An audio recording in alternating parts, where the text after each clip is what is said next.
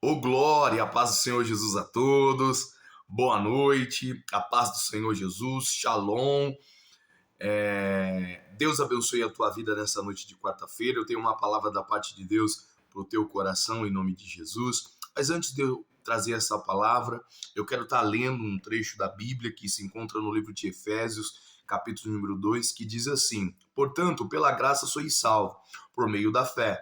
Isso não vem de vós, é dom de Deus. Não vem por intermédio das obras, a fim de que ninguém venha se vangloriar por esse motivo.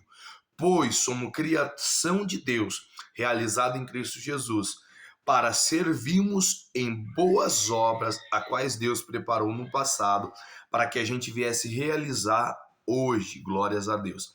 Querido, antes de eu ministrar algo no teu coração, eu quero te questionar acerca de algumas coisas. Como que está a tua vida com Deus?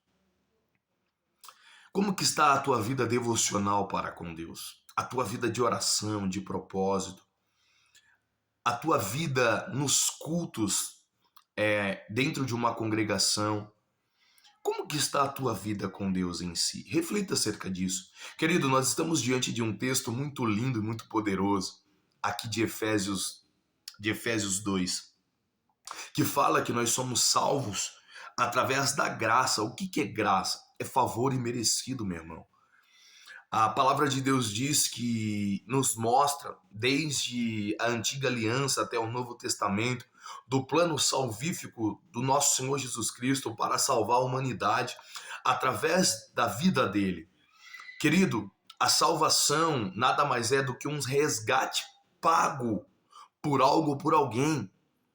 A Bíblia fala, querido, que nós somos resgatados por um alto preço. Testelestai, está consumado. Ou seja, a dívida, querido, que existia foi paga no madeiro através da vida do nosso Senhor Salvador Jesus Cristo, querido. Foi pago.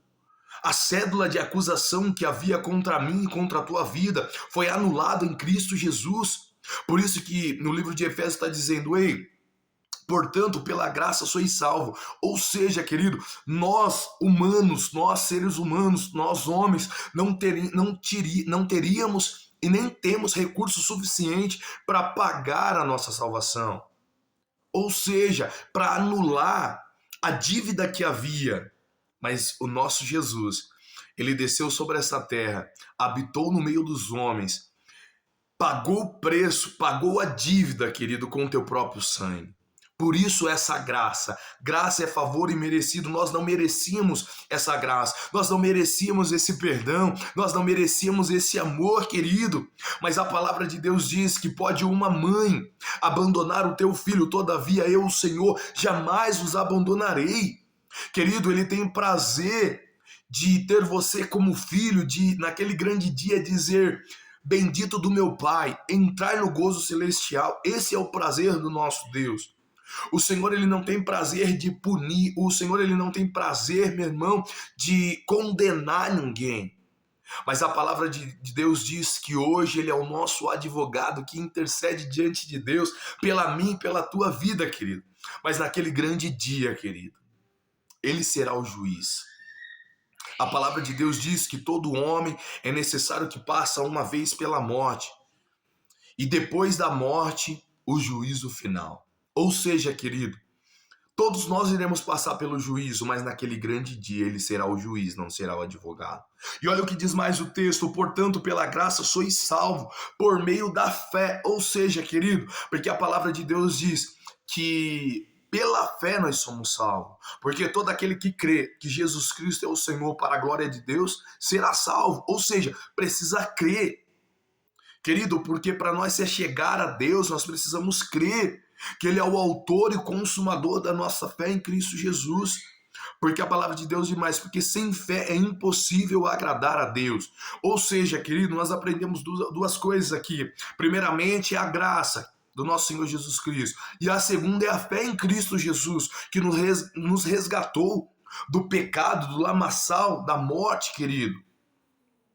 É o Espírito Santo de Deus que ativa essa fé em nós, na nossa vida, através da palavra de Deus, através de ouvir a ministração, de ler as Sagradas Escrituras, porque a palavra de Deus, ela testifica dela mesma, que vai dizer que a fé vem por ouvir e ouvir a palavra de Deus. Que toda vez que você escuta a palavra de Deus, a tua fé é ativada em Cristo Jesus. E isso te impulsiona a crer na tua salvação em Cristo Jesus. Olha como que é linda essa passagem. Portanto, pela graça sois salvo, por meio da fé. Isso não vem de vós. Ou seja, querido, nós por nós mesmos não poderíamos nos salvar. Nós não teríamos recursos suficientes para nos dar o direito da salvação. Mas Jesus Cristo, querido, ele deixou o trono da graça, ele deixou a tua glória, habitou no meio dos homens, como vai dizer em 1 de João. Num princípio era o verbo, e o verbo era Deus. Mas o verbo se fez carne e habitou no meio dos homens. É Cristo, o próprio Cristo ressurreto, ele se manifestou em carne, se tornou ser vivente na face da terra, habitou no nosso meio, estabeleceu a tua salvação através dos evangelhos, da nova aliança, querido, do novo testamento no teu sangue. Nós fazemos parte, o nosso nome está escrito no testamento, querido.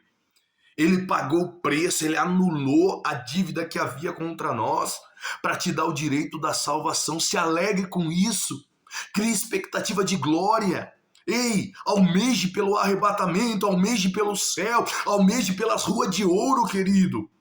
Se teu coração não arde por essa salvação, precisamos rever os nossos concertos acerca disso, precisamos rever o nosso entendimento, o porquê nós servimos ao Senhor. O princípio do evangelho, querido, é a vida eterna, é a salvação em Cristo Jesus. O princípio do evangelho é anunciar boas novas e declarar que o reino dos céus está aí. É chegado o meu reino, se arrependei-vos e seja salvo. Querido, isso é tremendo e é só através de Jesus Cristo. E olha o que diz a palavra de Deus. E isto não vem de vós, é dom de Deus, ô glória. É dom de Deus, querido. O amor dele para conosco, é o prazer dele de estarmos conosco, porque em João vai dizer, eu vou preparar a morada, mas eu vou voltar outra vez para que na onde eu esteja, você esteja também. Esse é o prazer do nosso Senhor Jesus Cristo, que nós esteja com ele a eternidade. Na onde você vai passar a eternidade, meu irmão? Na onde você vai passar a eternidade, minha irmã? Olha o que diz mais. Isso é dom de Deus, não vem por intermédio de obras. Querido, não é o que você faz, não é o quanto você dá para a igreja, não é o teu cargo eclesiástico, não é a tua função no ministério, não.